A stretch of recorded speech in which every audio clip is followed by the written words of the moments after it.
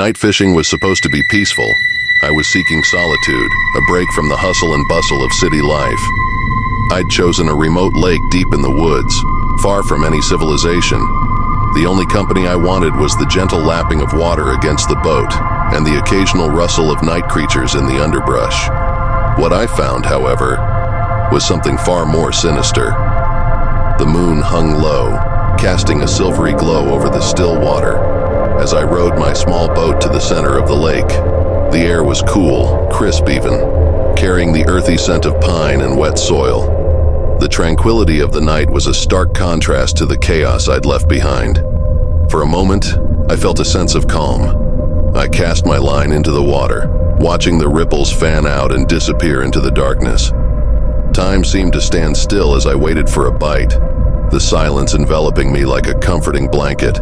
But as the minutes turned into hours, I realized something was off. There were no sounds of insects buzzing or frogs croaking. The only noise was the soft whisper of the wind through the trees and the occasional creak of the boat. Suddenly, the line tugged sharply. I gripped the rod, excitement surging through me. I began to reel it in, the fish putting up a surprisingly strong fight. As I struggled to bring it to the surface, the boat rocked violently, more than it should have from a mere fish. My heart pounded, and a chill crept up my spine. Something wasn't right. When I finally pulled the catch from the water, my breath caught in my throat. It wasn't a fish at all. Instead, a grotesque slimy creature dangled from the hook, its bulging eyes and gaping mouth filled with needle-like teeth. I dropped the rod in horror, and the creature fell back into the lake with a splash. As I stared at the dark water, a feeling of unease settled over me. The lake seemed to grow darker, the water almost black under the moonlight. I told myself it was just a trick of the light, an overactive imagination. But then I saw it, a shadow moving beneath the surface, large and undulating. It circled the boat slowly, deliberately.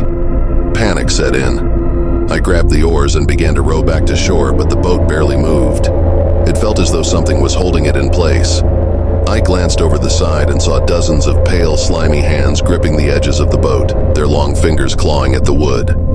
I let out a strangled cry, trying to shake them off, but they held firm. The water around the boat began to churn, and the shadow beneath the surface grew larger, more defined. I could make out its shape now, a massive serpentine body with rows of glistening scales and glowing eyes that seemed to pierce through the darkness. The creature surfaced, its head rising above the water, and let out a bone-chilling screech. I was frozen with terror, my mind racing for a way to escape. The hands began to pull the boat down, water spilling over the sides. I grabbed my tackle box, hurling it at the creature in a desperate attempt to scare it off. The box struck its head and bounced off harmlessly, sinking into the depths. The boat was sinking fast, and I knew I had to act. I threw myself into the water, hoping to swim to shore. The cold shock of the water took my breath away, but I forced myself to move, kicking and thrashing towards the distant trees. I could hear the creature behind me, its screeches mingling with the splashing of water. As I swam, I felt something brush against my leg, something slimy and cold. I kicked harder, but it wrapped around my ankle, pulling me under. I fought to the surface, gasping for air, but the grip tightened, dragging me deeper into the abyss. The moonlight grew faint, the surface of the water becoming a distant memory. I was pulled into an underwater cavern, the walls covered in bioluminescent algae that cast an eerie green glow. The creature released me, and I floated in the water, too exhausted to move.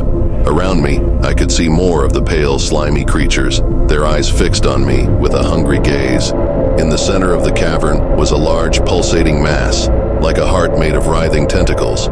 It seemed to draw energy from the creatures around it, their bodies twitching in rhythm with its beats. I realized with dawning horror that it was some sort of hive mind, controlling the creatures and feeding off their fear and despair. One of the creatures approached me, its hands outstretched. I tried to back away, but there was nowhere to go. It grabbed my wrist, pulling me closer to the pulsating mass. I could feel its slimy skin against mine, its grip impossibly strong. The mass pulsed faster, and I felt a strange sensation in my mind, as if something was trying to invade my thoughts. Desperation gave me strength. I reached into my pocket and pulled out the small knife I always carried. With a swift motion, I slashed at the creature's hand, severing it. The creature let out a shriek, and the other creatures recoiled, as if in pain. I took the opportunity to swim upwards, towards the faint light above. The ascent seemed to take forever, my lungs burning for air. Just as I thought I would pass out, I broke the surface, gasping for breath. I swam to shore, my body heavy with exhaustion. I collapsed on the muddy bank, shivering and coughing up water. I don't know how long I lay there, staring at the stars. When I finally mustered the strength to move, I stumbled through the woods, driven by a primal need to get as far away from that lake as possible. I didn't stop until I reached my car, my hands shaking as I fumbled with the keys. As I drove away, I glanced in the rearview mirror. For a moment, I thought I saw glowing eyes watching me from the trees. I told myself it was just my imagination, a lingering remnant of the nightmare I had just escaped. But deep down, I knew the truth. There were things in that lake, things that should never